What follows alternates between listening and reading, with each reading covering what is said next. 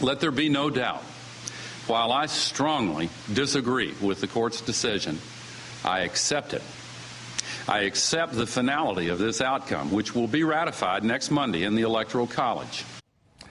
That man won the most votes for president in 2000, but in the Electoral College, where not all votes are equal, the outcome was decided through a litigated recount that went all the way to the United States Supreme Court. And when the dust cleared, the so-called winner of the state of Florida had a 537-vote margin. Their battle to win the Hispanic vote before Saturday's caucuses in Nevada. The powerful Culinary Workers Union is to play a critical role in that effort. The union is encouraging its members to caucus in behalf of Senator Obama. But in point of fact, as many as half of the union's members are illegal aliens. Candy Crowley reports now from Las Vegas. Candy, just how concerned is the Democratic Party, if at all, about possible irregularities, shall we call them, in those caucuses? Well, look, let me tell you what they say, and this is a couple of officials, about why they think this is not a problem, okay? They say, first of all, the idea that illegal immigrants who are trying to hide from the law are going to show up, sign an affidavit that they're a U.S. citizen, and caucus seems to, in the words of one, to be ridiculous. I will tell you that also he spoke to a PR guy for a couple of these hotels here who didn't want to be named, but who said, look, these are multinational corporations here, these hotels. We don't hire illegals. I know I say that at my own peril, but I'm just telling you what they're saying at this point, Lou. I mean, that is delightful. That is one of the better bald-faced lies to emanate from any quarter of this campaign so far. Luckily, it doesn't come from one of the candidates. That these illegal aliens, for example, would never deign or dare to march in the streets of the United States demanding rights of citizenship when they're here illegally. We know they would never, for example, in any way violate law with fraudulent documents or identity theft or take jobs with improper documentation. So you're right. The nation's mind should be at ease on the issue of the integrity of these caucuses. We're laughing about it here, but the reality is this is serious business. We're talking about the integrity of our democratic process, and it's an integrity that is not being preserved through the efforts and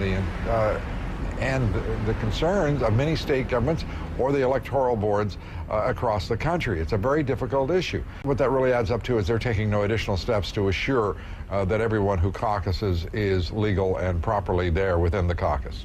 They say, listen, they're going to have to show, first of all, an employee ID, and they are going to have to sign that affidavit that says, listen, I'm a U.S. citizen, I am eligible to vote. The Democratic Party says it will then check that against voter registration rolls, and then if there's any discrepancies, they'll refer it to the state. It's a felony to say that, but you do have to sort of step back and think, okay, after this is all over and done, what's the incentive to actually take those names and match them up against the registration? Indeed, we will. The Culinary Workers Union, with just about half of its membership assumed to be illegal aliens there to begin with, supporting Senator Obama.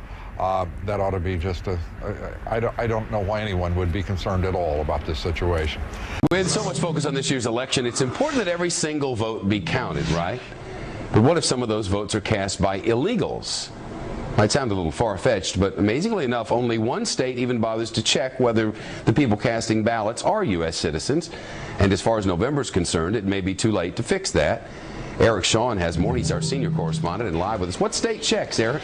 Well, that state, Shepard, is Arizona. They are the only state in the nation that requires proof of citizenship. In other words, to prove that you actually, yes, are an American citizen before you register to vote. Arizona's been doing it since 2004. And, Shep, since that time, they have removed 2,000 non-citizens from the voting rolls, and estimates say almost 40,000 new registrations not met the standard of this law. That's a lot of people. I'll say. Today, we zero in on a state with very different concerns, Nevada. It, too, has 6 electoral votes up for grabs, but unlike Iowa, Nevada has been racked by the housing market, and it has the highest unemployment in the nation. So why does the president seem to hold a slim lead in the Silver State? Early voting in Nevada has 48,000 more Democrats than Republicans going to the polls in early voting, casting 700,000 votes. If projections go as planned and they get an 80% turnout, that means that 70% of the votes have already been cast there. Nevada has a very high Mormon population, 7%, which is actually fairly high. And again, Mormons accounted for a quarter of the electorate in the caucuses. So I think if they turn out in big numbers, and it's been really hard to tell where they're at because they haven't been very vocal. But if they turn out in big numbers, I think Mitt Romney could get the state, but I don't expect him to. And I would actually expect them to turn out in big numbers. I think there's a lot of enthusiasm there. On the other hand, the Democratic Party probably has its strongest machine in the entire country in Nevada, thanks to the work that Harry Reid has done, and also the 55,000-member Culinary Union. As half of the union's members are illegal aliens. And I would also add to that, Nevada is a place where having that ground infrastructure is so critical because they were hit so hard by the housing crisis. People are displaced. You can't just get a list of phone numbers from last election cycle and expect to be able to reach anybody. You have to be able to knock on doors, figure out where people are living, what their new number is, how to get in touch with them.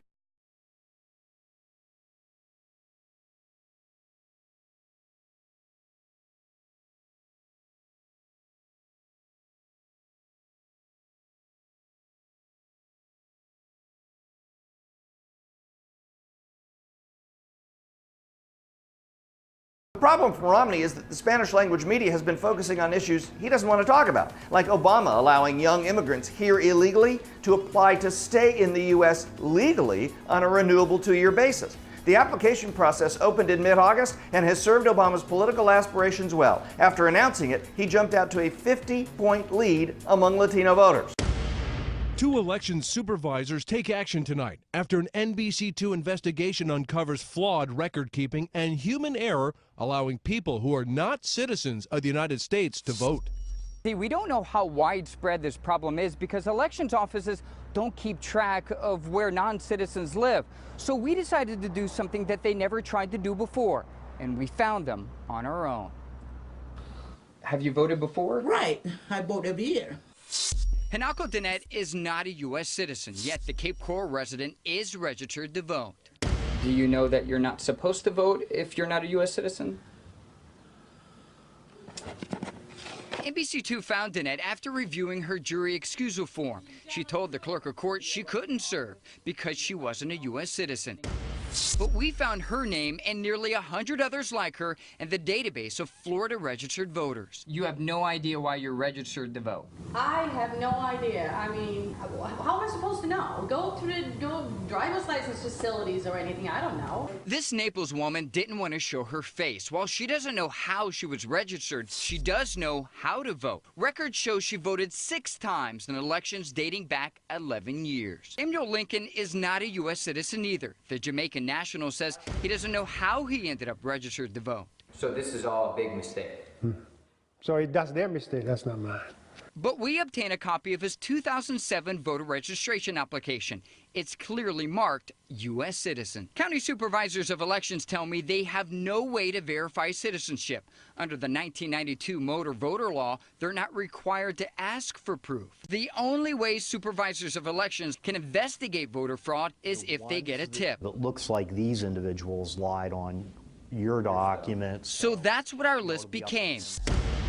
After showing them nearly 100 names we compiled, both elections offices sent letters to each voter asking them to verify citizenship. It takes 30 days. They have 30 days to respond to those letters to verify their citizenship. If they don't, they'll be taken off the voter rolls. Soy Mitt Romney y apruebo este mensaje.